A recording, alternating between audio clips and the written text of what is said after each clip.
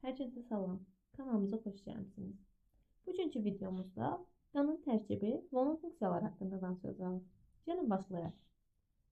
İnsan orqanizminin daxili mühiti nisbi sabit olur. Qan, limfa və toxuma mayyəsi orqanizmin daxili mayyə mühitini təşkil edir. Qan orqanizmin mayyə birləşdirici toxuması olub, orta yaşlı sağlam insanda bədən kütləsinin 7-8%-ni təşkil edir. O, orqanizmdə bir sıra funksiyalar yerinə yetirir. Qan, toxuma və hüceyrələrə qidalı maddələr və oksijeni daşıyır. Həmçinin həyat fəaliyyəti nəticəsində əmələ gələn parçalanma məhsullarının kənarlaşdırılmasında da iştirak edir. Qan orqanizmə daxil olmuş patogen mikroorqanizmləri və müxtəlif zərərli maddələri zərərsizləşdirir. Hormonların daşınmasında, orqanizmin istilik tənzimində iştirak edir. Qan plazmadan və formalaşmış elementlər adlanan qan hüceyrələri ilə hüceyrə fraqmentlərindən ibarətdir. Plazma qan toxumasının hüceyrə ayağısının mayyə hissəsidir. O, qanın 55%-ni təşkil edir. Plazmanın tərkibində qeyri-üzvi və üzvi maddələr var. Onun təqribən 90%-i sudur. Eritrositlər yetkin halda nüvəsiz, bölünməyən qan hüceyrələridir. Ortası basıq disk şəkilli olması onların səthinin sahəsini artırır. Tərkibində qana qırmızı rəng verən maddə, hemoqlobin zulalı vardır. Eritrositlər qırmızı sümük iliyində əmələ gəlir. Yarandığı zaman onların nüvələri olur, sonradan da nüvələrini itirirlər.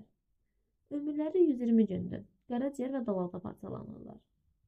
Oksigenin və qismən karbon qazının da daşınmasında iştirak edirlər. Leykositlərin bir neçə növü mövcuddur. Hamısı nüvəli hüceyrələrdir. Leykositlər rəngsizdir. Yalançı ayaqlar əmələ gətirən bəzi leykositlər fəal hərəkət edir. Onlar kapilyer damarlarını tərk edərək orqanizmə düşən yad cisimləri zərərsizləşdirə bilirlər. Əsasən, qırmızı sümük iliyində və limfa düyünlərində yaranırlar.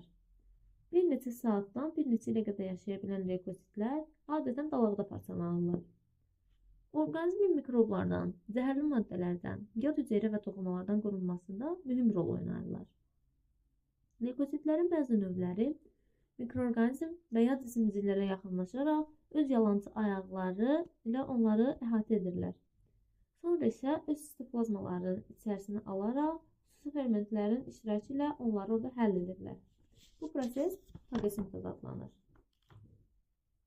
Orqanizmin müdafiə reaksiyalarında anticismlər də iştirak edir. Xüsusi zülal mənşəli kimyəvi birləşmələr olan anticismlər yad cisimləri və onların zəhərlərini zərərsizləşdirə bilir. Anticismlər qanda və limfa mayyəsində leykositlərin bir növü olan limfozitlərin iştirakı ilə yaranır.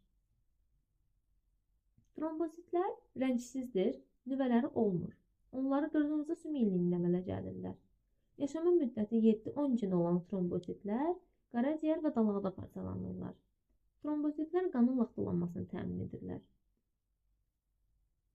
Qanın laxtalanması mürəkkəb bir proses olub, orqanizmin qan itkisinin qarşısını alan mühüm müdafiə mexanizmidir. Bu prosesin baş verməsi üçün plazmada kalsium ionları, K vitamini və xüsusi plazma zülalları, fibrogen və ondan yaranan fibrin mövcud olmalıdır. K vitamini qaraciyərdə protrombin və bəzi digər qan laxtalanma amillərinin sintezi üçün vacibdir. Kalsium ionları isə bu amillərin aktivləşdirilməsində və protrombinin trombinə çevrilməsində birbaşa iştirak edirlər. Limfada da fibrogen var. Limfada eyni şəraitdə qanın nisbətən daha yavaş laxtalanır.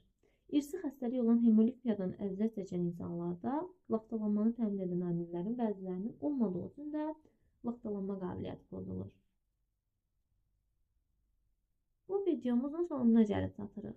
Əgər ki, videomuzu bəyəndiniz və buradan bir şey öyrənə bildinizsə, zəhmət olmasa kanala abunə olun və videoya like atın. Başqa necə videolar çəkməyimizi istəyirsinizsə, bunları şərhlərdə bildirin. Gələn videolarda görüşənədək.